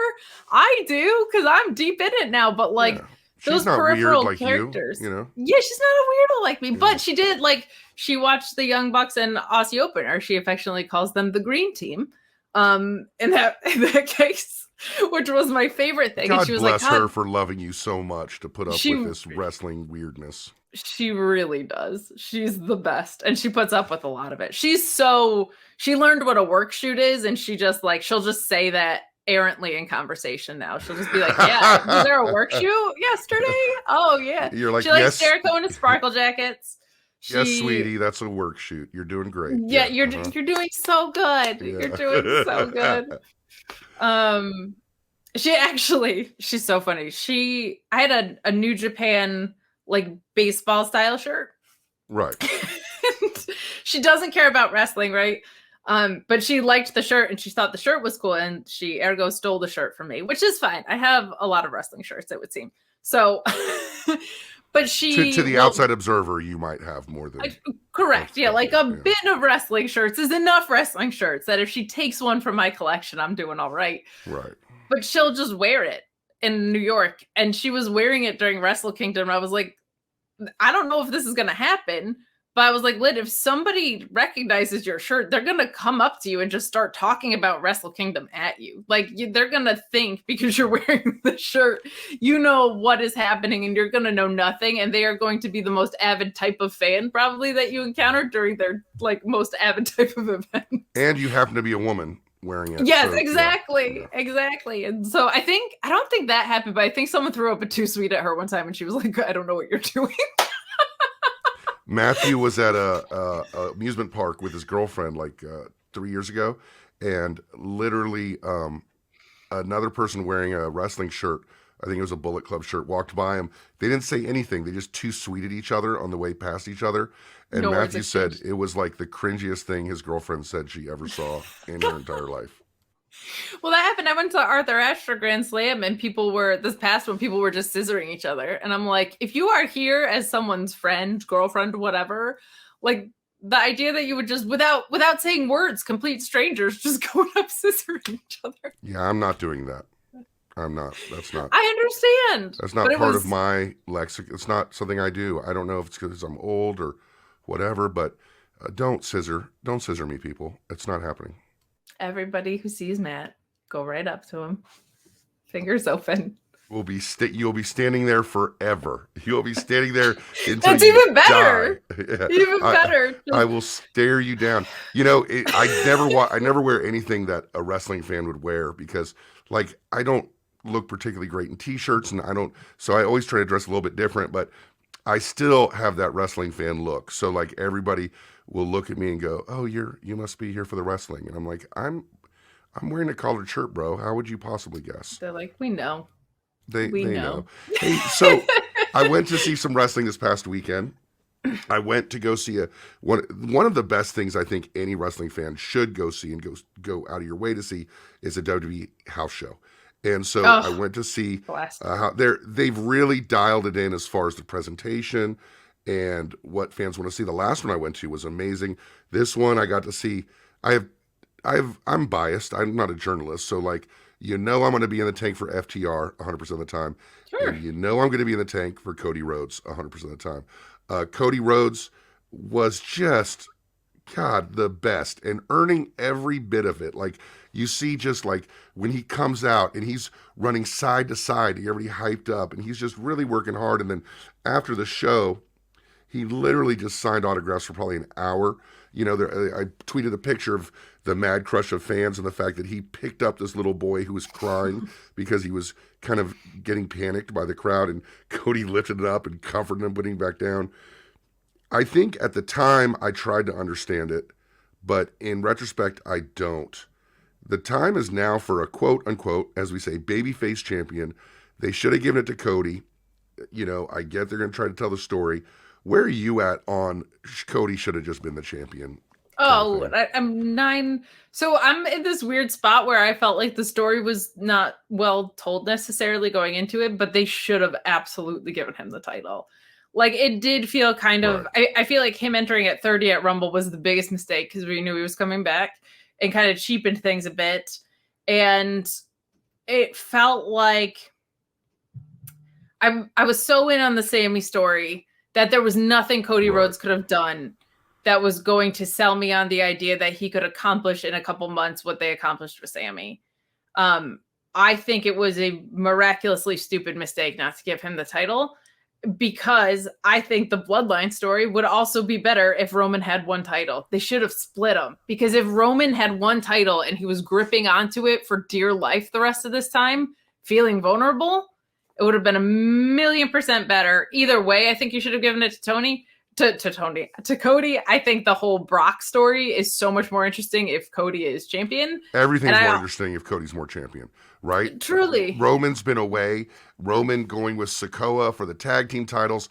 Imagine the resentment he would have towards the Usos if he had lost that title. And then Brock is now Cody's first real challenge to his title. I think it seems to me that there's a last second decision made, because the story, people talk about the story. I don't know. The story might be like This guy left the WWE because no one gave a crap about him, started a wrestling company, came back, tore his pec, did the match anyway, came back, won the title. I don't know. That's kind of a cool story, right? Well, did you know that he's Dusty's kid? Because that was it. And that was the whole story. Like, it was, and it's such an important piece of the thing. But like, they just, compared to what they were doing with Sami, it felt so secondary. And my other thing is like the story of Cody beating Roman, who Brock couldn't settle the score with over like a decade, is such a natural story out of the gate. Right. And on top of that, I just don't really like this Cody and Brock story. I feel like him going out there yesterday with his already broken arm, sacrificing it as tribute so that Brock, who famously could break your arm at any second, you don't look brave. You look like an idiot. Like, I'm concerned with like how Cody's being portrayed. He's still massively over. Right. And I watch on a more nuanced level than a lot of people probably do. But I'm like, this doesn't make sense to me that this... it doesn't make sense to me Brock Lesnar would have to sneak attack hit Cody. It doesn't make sense that Cody would go out there with his broken arm. And it feels like the two things they've told us about Cody since he's been there is that he's a tough son of a bitch who worked through an injury and that he's Dusty's kid. And now they have done a fake version of the one thing that was real. And it just feels very lazy to me. I'm not in on it. And I love Cody. I think he's a phenomenal storyteller, but man. But I also see with Cody, you know, when I watch him, I see him, he's so confident and he's got such a good attitude that he's like, okay, just give me anything. I'll make it work. I'll get everything over. I'll get this arm thing over. I'll get losing over. I'll get everything over because he's so confident. He works so hard. Like when I say, it reminds me of like The Miz. When The Miz goes out as a bad guy, he's never lazy. There's not one. I'm getting a phone call. Hold on a second. Decline. Yeah, but it reminds me a little bit of The Miz. When The Miz is a bad guy, he never mails it in. He does everything possible to make it work no matter how people respond. Cody is that times 10. He's confident and he works hard and he's trying to make it work. And that the entire Cody being over thing, I think, is 100% attributable to Cody. Sure. And not to take anything away from him, but like, I think that was also true of Sami. I think it was also true of Drew. At some point, you got to have Roman drop the damn title. Like I never understood why they sacrificed the Sami Zayn story at the altar of Cody Rhodes to have Cody not win. Like it just feels like such a miscarriage. And they had so many opportunities to do right by it. I think crushing Drew in his home country was not a good idea. I felt like what they did to Sami in Montreal is exactly what I was expecting because they told us it was going to be Cody essentially, and then they didn't do it with Cody. So all of the stories feel less interesting to me because of that, including the Bloodline one. And then going out of your way to bring back the heavyweight title. Cody can't win that one, right? It has to be someone else because that's not the story he's trying to finish. But it feels like we're getting to Iliad and Odyssey territory. We're not like finishing this. It's addendum the story, extend the story. And that does not take away anything from Drew. You know, Drew is someone that I have a personal affinity for. And Drew is someone who's been very cool to me and Matthew. And I'm very biased when it comes to Drew. And I think Drew should have won that title then. And Sami Zayn is someone who I was just destroyed 7 or 8 years ago when I told Conrad Thompson that Sami Zayn is my favorite wrestler. And I said, Sami Zayn... Always loved that guy. Yeah. I said, you guys don't even know what you're about to see. So once in a while, I'll tweet like a 6-year-old tweet of mine saying Sammy's the guy just to kind of...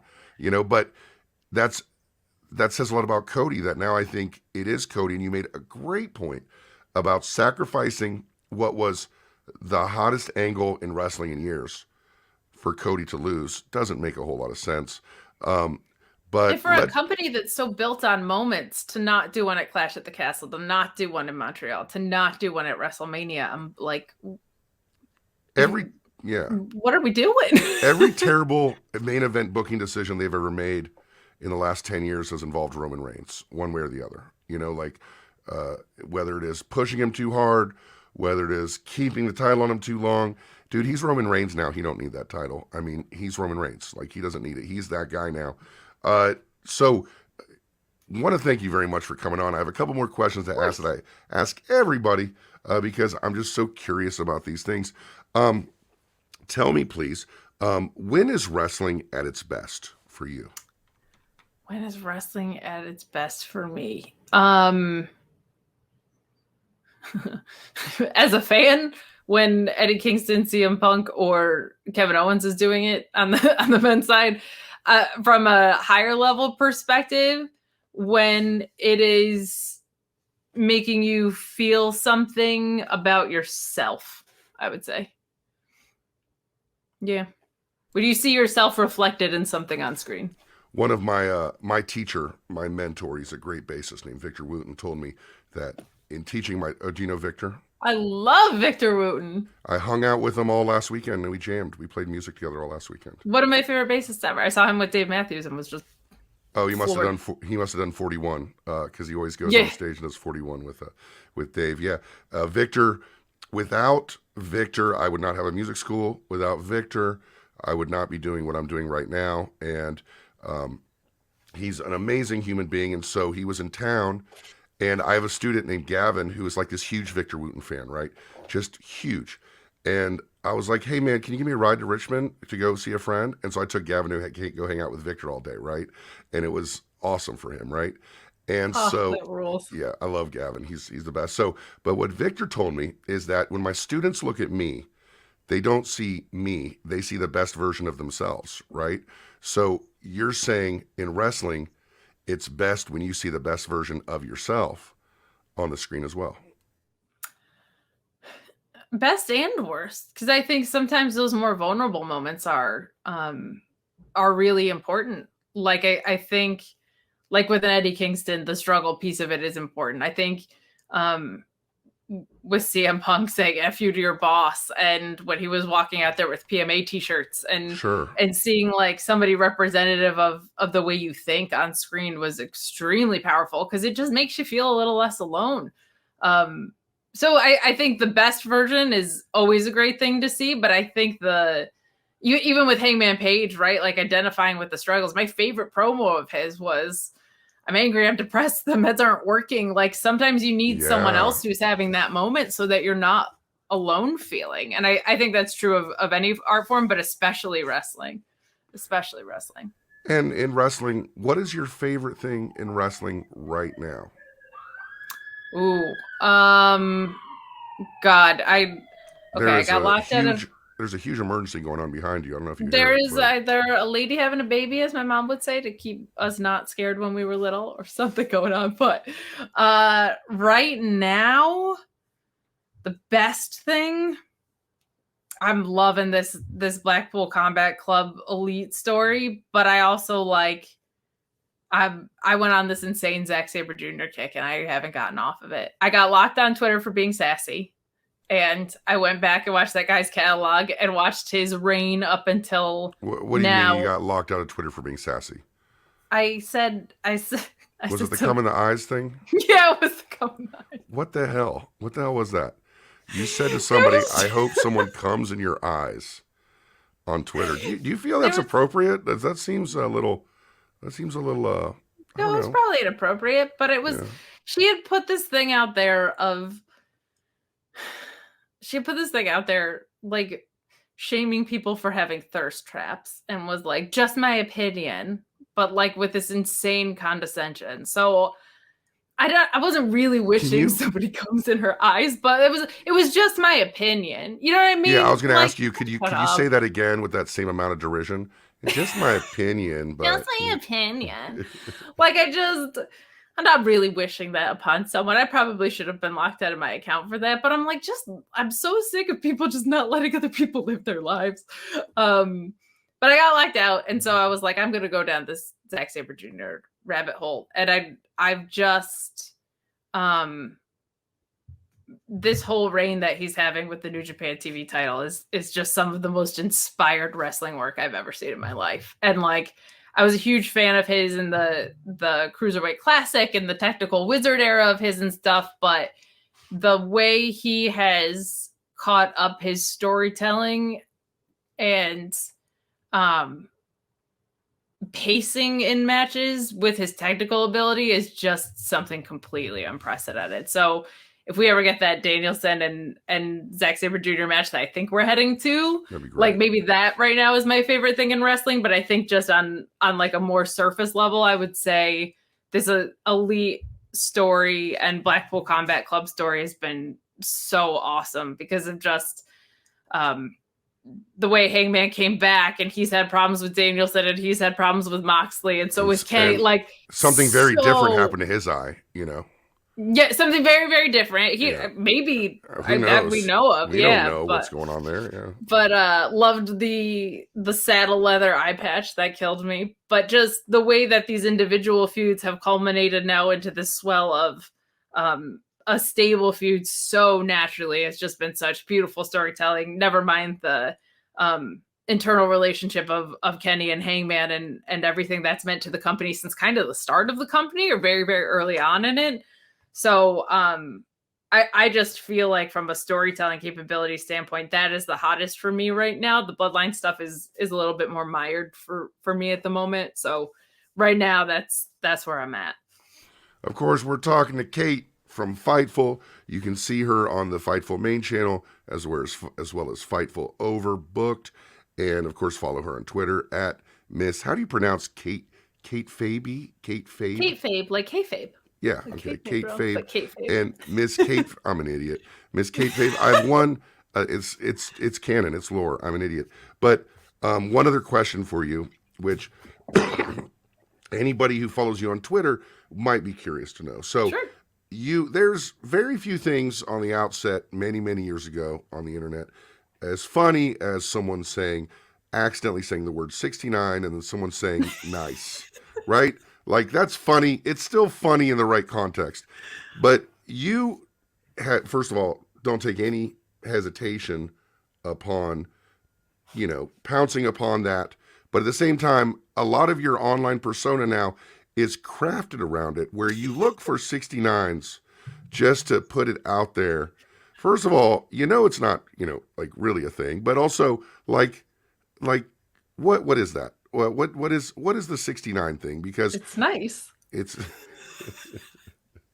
it's not a sex thing. It's the prepubescent boy humor that lives in all of us.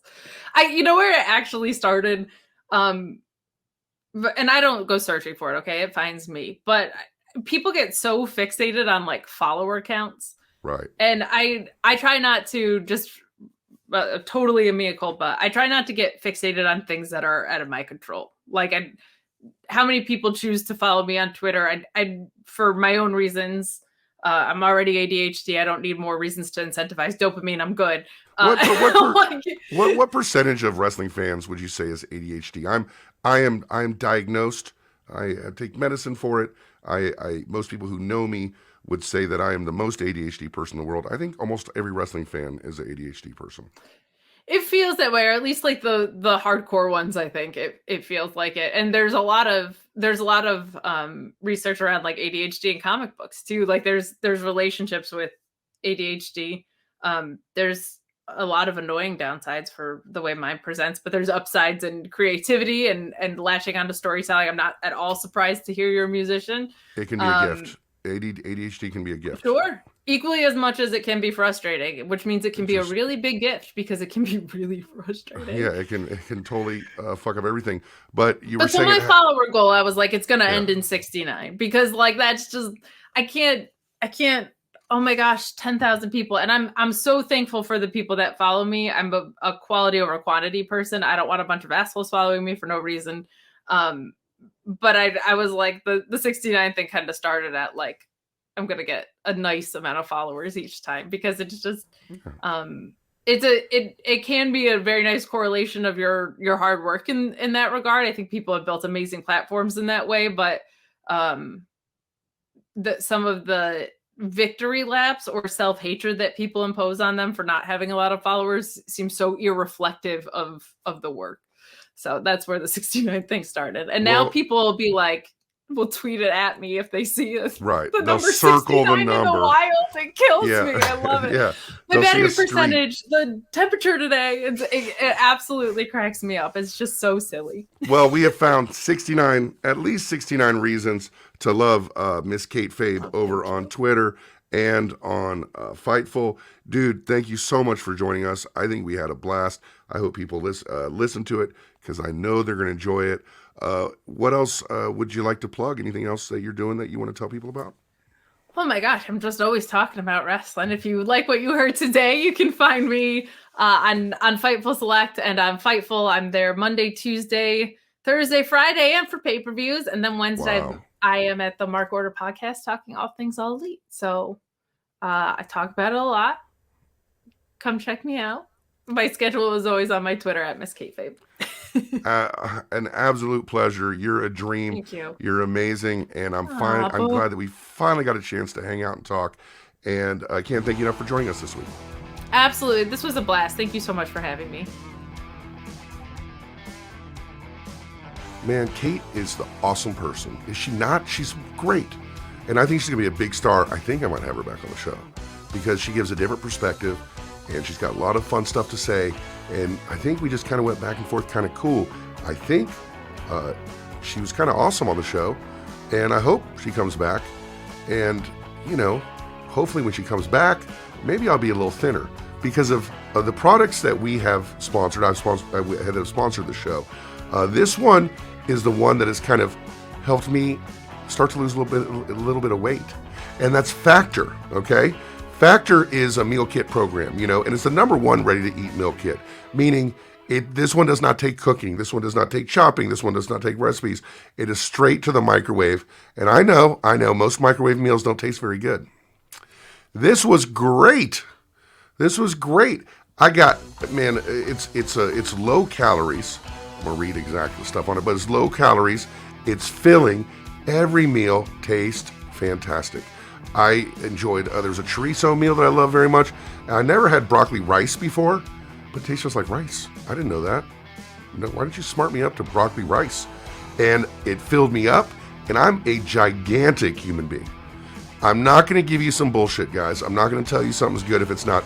The food is good, it is affordable, and not only did I get a package in the mail when I started advertising for Factor, but I ordered it again using our promo code, which, you know, is pretty cool. If you're too busy to cook this May, with Factor, skip the trip to the grocery store and skip the chopping, prepping, and cleaning up too.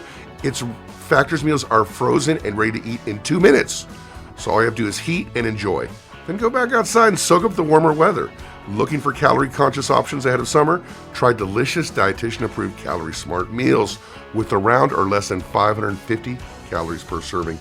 It's all pretty healthy, quite honestly. Need an extra boost of energy to support your wellness goes to spring?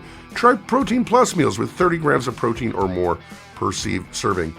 They serve delicious flavor-packed options on the menu each week to fit a variety of lifestyles. I got the keto one, but you guys get a Calorie Smart, a Vegan Plus, a Veggie, a Protein Plus, and they're prepared by chefs and approved by dietitians, so they taste good and are healthy for you. Each meal has all the ingredients you need to feel satisfied all day long while meeting your goals. And if you're looking to mix it up, you can add a protein to select vegan and veggie meals each week. There's 34 chef-prepared, dietitian-approved weekly options. So there's always something new for you to try. So it's not like when you get the order, it's all different meals, guys. And they're all good. Plus, you can round out your meal, replenish your snack supply with an assortment of 45 plus add-ons, including breakfast items like delicious apple cinnamon pancakes, bacon and cheddar egg bites, and potato bacon and egg breakfast skillet. The breakfast skillet hits y'all for it. Or for an easy wellness boost, try refreshing beverage options like cold pressed juices, shakes, and smoothies. I had the smoothies. I loved every single one. And even the ones that had a vegetable name on it, still hit for me. Still liked it. You should try it. Looking to pack in more protein? Conveniently add in filling options like a salmon fillet or chicken wings to your Factor meals to support your dietary goals at any time. And the thing is, you can budget this month by cutting back on takeout. I've spent a lot of money on takeout. Not really takeout, but deliver to me. You know, get Factor instead. It's way cheaper than your home delivery services, and they're ready, and they're even faster. Just 2 minutes. You can rest assured you're making a sustainable choice of Factors because they offer 100% of delivery emissions to your door, 100% renewable electricity for their production sites and offices, and feature sustainably sourced seafood in their meals. So if that's important to you, it's important to them. And this meal, this May, get Factor and enjoy clean eating without the hassle. Simply choose your meals and enjoy fresh, flavor-packed meals delivered to your door, ready in just 2 minutes. No prep, no mess. How do you do it? Guess what? Give it a try. Tell me I'm a liar. Tell me I'm lying. Get on the internet and say, Matt Coon, you're lying, because you won't, because they're delicious. And guess what? 50% off. 50% off. Go to factormeals.com/FTR50. So you go to factormeals.com/FTR50, use code FTR50, and get 50% off your first box. Guess who did that? Matt Coon did that. I did that. And I'm glad I did. And I'm probably going to do it again because, again, it's cheaper, it tastes better, and it's easier and quicker, and I'm lazy as hell. So use code FTR50 at factormeals.com/FTR50 to get 50% off your first box. You got to try this, guys. Give it a shot. Give it a try. Tell me I'm wrong, because you won't. Thanks, Factor, for sponsoring the show.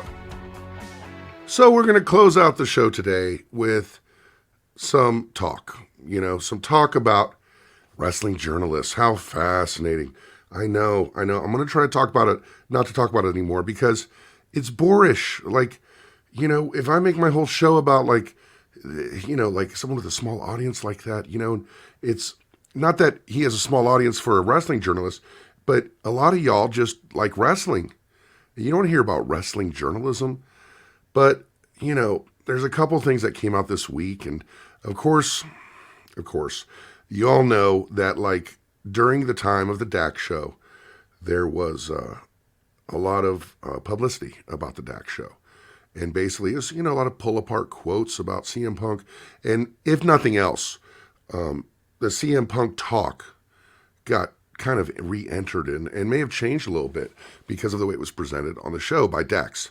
And Dax didn't say really anything except, hey, CM Punk's my friend, and I'd like to see him in wrestling, but I'd also like to see Kenny Omega in wrestling. I'd like to see the Young Bucks in wrestling. Literally nothing at all bad. But as soon as his name got mentioned, there was some stuff that came out. And it seemed like every time CM Punk's name gets mentioned, there's some stuff that comes out. And it all comes from this one area, the Wrestling Observer newsletter /Figure 4 weekly, which is Dave Meltzer and Brian Alvarez. And, to say that I'm a hater of those people would be wrong. There's a great song by John Lennon and the Beatles called Revolution, where, he says, hey, you want to start a revolution, but hey, if you're a piece of shit, I don't want any part of it. I'm not with you. And the same goes for criticism of Dave or Brian or these other people.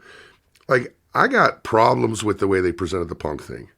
But if you're going to be like, Dave's a terrible person, or Brian's a bad person, or they can screw themselves, or they're frauds, or whatever, I'm not on board with that because I don't believe it. And I also don't think that's the way to go about things. Because just because someone does something bad doesn't make them a bad person. Just because they do something I don't agree with doesn't make their whole existence terrible. Both these guys have families and, that kind of thing. And so I am saying my criticism in the context of that, don't put me with y'all, because one thing Dave likes to do to ward away criticism is he'll put someone in a hole, or he'll label somebody like myself, he's a podcaster, he's a gimmick, he is trying to get publicity and all this stuff, right? And what that does is it diminishes the source, in this case me, to the point where it seems like anything I say should not be considered because it's all coming from this filter. And it's coming from this intention. And I'm going to do my best not to judge Dave's intention. And, even though he definitely has judged mine. In this case, there's a couple stories that have come out. If you don't know, there was a story that came out from his camp about him refusing to lose to Hangman or something that turned out to be utterly false. There was another story that came out last week about this $1 billion deal that was going to be announced And then when the $1 billion deal was announced, Dave said, oh, it came from the internet. It came from someone from his website, someone who works for the website, someone posting on his message board. And Dave gets to pretend like it didn't happen. And also then Dave said that night, last Dynamite, Collision to be announced, but also this $1 billion deal or a new TV deal is what he said. And the next day when it wasn't announced, someone said, hey, Dave, it wasn't announced. And he goes, oh, no, it was announced. That was what I was talking about, which is dishonest. Like, it really is. I don't know if he believes what he's saying. When Dax asked me point blank, do you think they're liars? I hate to say that. I don't want to say they are. But in this case, it's kind of tough not to, you know. And then recently, as soon as today, you know, there was a story that came out that something he said just wasn't true. Not at all. It involved, again, CM Punk. It was a story that, you know, we're going to find out. Is CM Punk going to be on Collision? We don't know, you know. But they booked Chicago as a stadium. And so there's a story that came out that Dave reported as fact, that they had booked Daly's Place as a backup. That story turned out to be patently false, like made up from a source that people know is not a good source. And Dave just went with it. And then when confronted with this, or when told about this, he has no response. He's arrogant, you know. And arrogant might be strong. Like, arrogant might be not accurate because he does get a lot of shit that is undue. You know, people saying he works for AEW. He's paid by Tony Khan.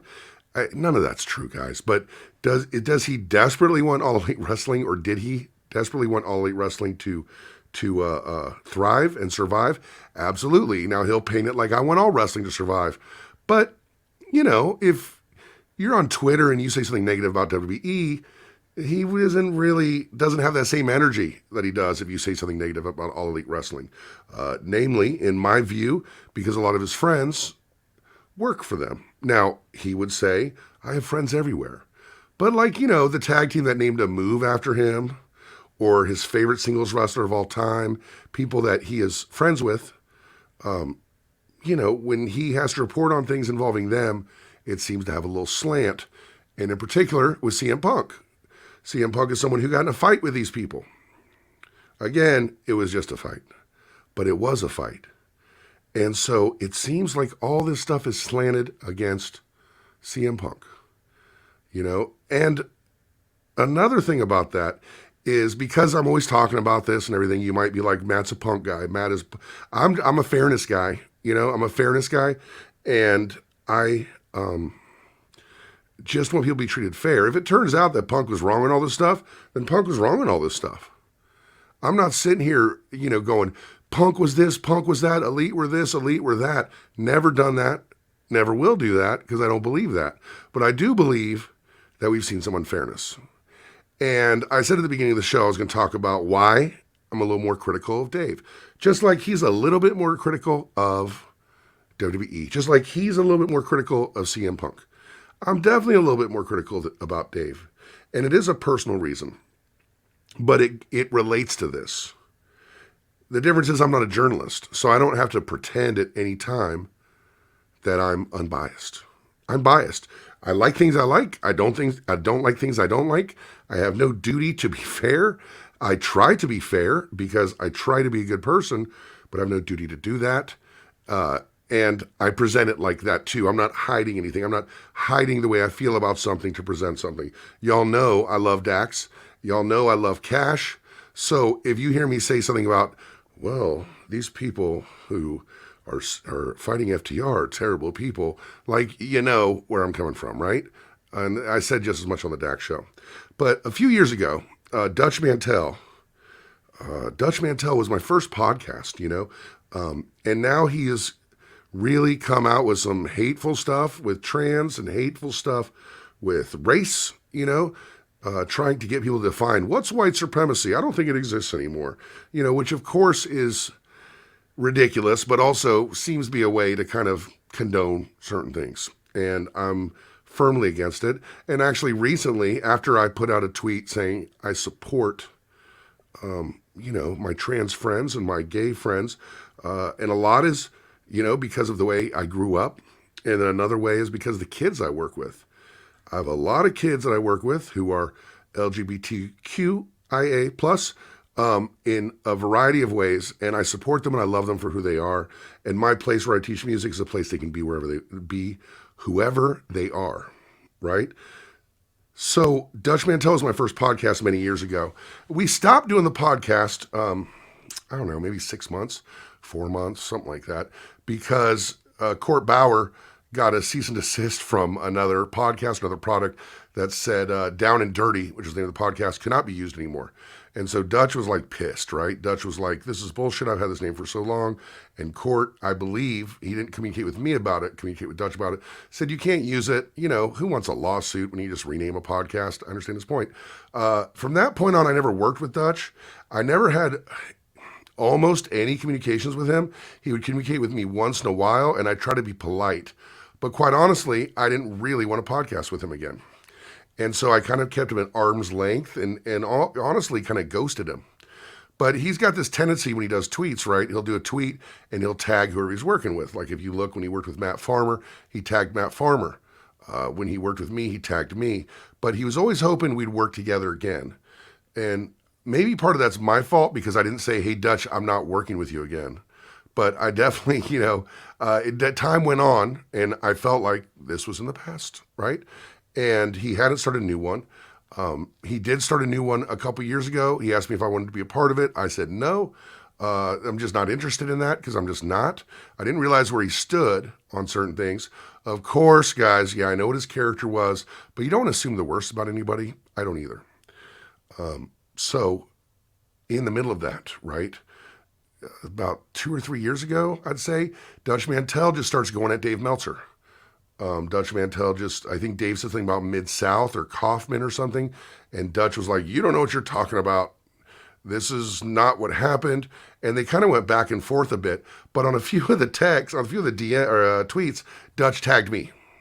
He tagged Matt Coon Music on there, as if I was, part of it. I don't even think at that time we were talking about doing a podcast. Like that was a time where we were just, done. And, I knew he probably wanted to come back one day, but I did not have anything to do with Dutch at the time. And so I started getting these tweets about Matt Coon's an idiot, and Matt Coon's doing this, and Matt Coon's doing that. And I see these tweets by Dave like, this is the work of a podcaster trying to promote a podcast, of which there was none.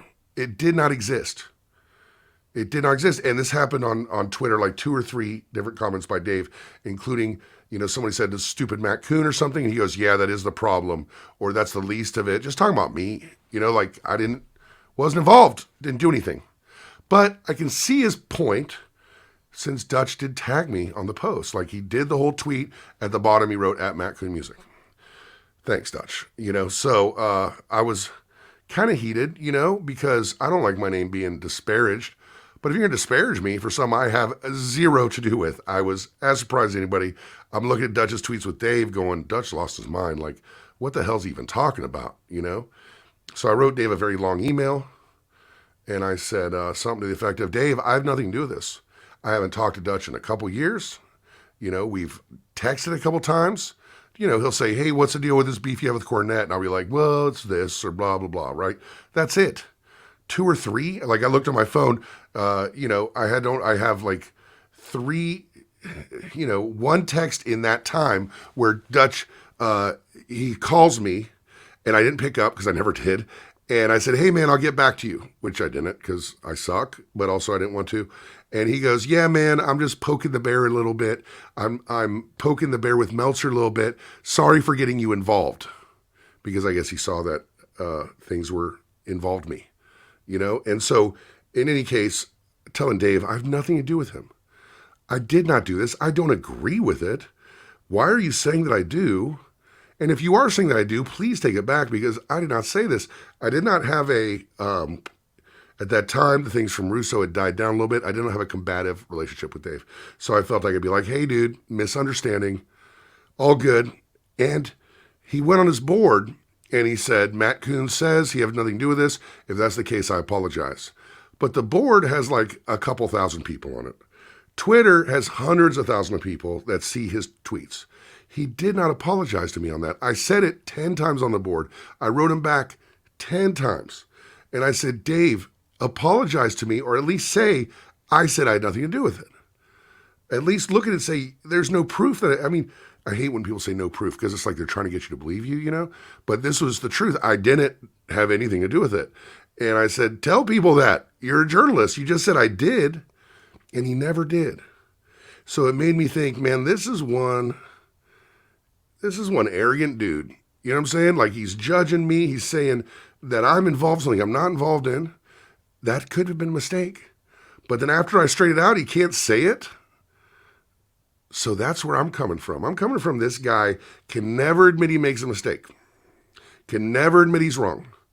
Always jumps to conclusions. Always makes assumptions. This is what I saw with the CM Punk thing. This is what I'm seeing with the two stories I talked about now. And this is what I learned when he associated me with these Dutch things, assumed I was part of it without asking. And again, I guess I get it because I was tagged, but I sent him a very long email, very nice, just be like, hey, Dave, I had nothing to do with this. Like, I don't even know what the fuck Dutch is talking about.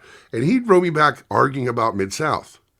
Like, I didn't talk to him about Mid-South or, Memphis. I didn't email him about Memphis. I emailed him to say, I have nothing to do with this. Like, I have nothing. You know, I'm sorry you're going through this, but please get my name out of it because you put my name in it as an active participant and you said I was doing it to promote a podcast, which I wasn't. But he writes back, hey, here's a bunch of stuff about, here's what makes my case against Dutch. Running back, dude, I got nothing to do with this. But he still makes assumptions, won't apologize, never can admit he made a mistake. And a lot of the stuff with the Dax podcast happened because people are pushing stuff out there that wasn't true. Saying Dax is saying this, or the podcast is doing that, or people in the back are saying this. Again, I'm not saying they're lying, but I'm saying perhaps they jumped to a conclusion that wasn't true. I've seen it firsthand. Perhaps they're too arrogant to believe they could be wrong. Seen it happen when it had to do with me. And perhaps they'll never take it back and admit they're wrong. No matter what the truth is. And that's what I've seen. So it still bugs me, man. It really does bug me because I'm someone who read his newsletter. I wanted him to be who I thought he was. And even when I worked with Russo, in the Russo thing, I worked with Russo. My job was like to be myself. And all I did was defend Dave. And I don't regret that at all. Because I'm going to stand up for what's right. If you say Dave is this and Dave is that, don't be a fucking idiot. No, he's not. He's wrong about stuff. He assumes some stuff. He's too arrogant to believe he's wrong. And he can never say he's wrong or take something back. But that doesn't mean I'm going to co-sign on abuse, But that's what I did. But just because I was on a podcast with Russo, you're going to be like, Matt's this, Matt's that. It's whatever. It doesn't bug me as much as it did, but it still bugs me a little bit. I got to be honest with you, Like, I wish it didn't, but it kind of does. But in case you're wondering why, maybe I have a little more energy for the Dave stuff. Because I think his irresponsibility and his jumping to conclusions about stories hurts AEW. And I think it hurts wrestling. But it definitely hurts AEW. Dave Meltzer's bad for AEW by being this fanboy of AEW. We've seen it. And now it appears like he's not the biggest fanboy of AEW anymore, but he still will defend them to the hilt. He still would defend anything that anybody says about them all the way. And all it does, like saying there's going to be this deal announced, creates raised expectations. Back in the day when the All Out first got announced and, the tickets sold quick, he said something like, hey, according to my mathematics, they could have sold 143,000 tickets, which was ridiculous. But those kind of raised expectations hurt All Elite Wrestling. The association of the wrestlers there who want to get 5-star matches as opposed to caring more about what the fans say or caring more about creating compelling moments, and this is something Dax has brought up, hurts wrestling. So that's why I think Dave Meltzer is bad for wrestling now. Bad for All Elite Wrestling, for sure. to round this out fully, I will say that when I do research for a show, dude, I go to that Observer, man. The Observer has everything that ever happened. So when you're looking at factual stuff that's happened, or Dave writing one of his just very thorough and detailed obituaries when someone passes away, man, use it for that. But when it comes to CM Punk, when it comes to All Elite Wrestling, when it comes to Matt Coon, and when it comes to wrestling, Dave can't be trusted anymore. There's better sources now. Sorry. So anyway, this has been a great episode of Wrestling Friends. I may have rambled on a bit towards the end. I'm really sorry, but it is something I wanted to be honest with y'all about. You know, I didn't want to say, hey, I am very much standing up here on my ivory tower looking down saying, this is wrong, but I do have a personal stake in a way, you know, and I wanted to be honest about that. But we talked earlier on the show about Ring of Honor. Seemed like a long time ago, doesn't it? We talked earlier on the show about the WWE House Show. And then we had Kate on. She's awesome. A great guest. And we closed out with talking about why I think Dave Meltzer is bad for wrestling. Certainly bad for me. Man, a full show. And every show's really different, isn't it? Not sure we're going to have him next week. But I think it's going to be something pretty interesting. Next time we had another person who is in the wrestling business on. You know, I like the journalists, I like the online content, I like the comedians, but maybe it's time to have somebody else on like that too, you know?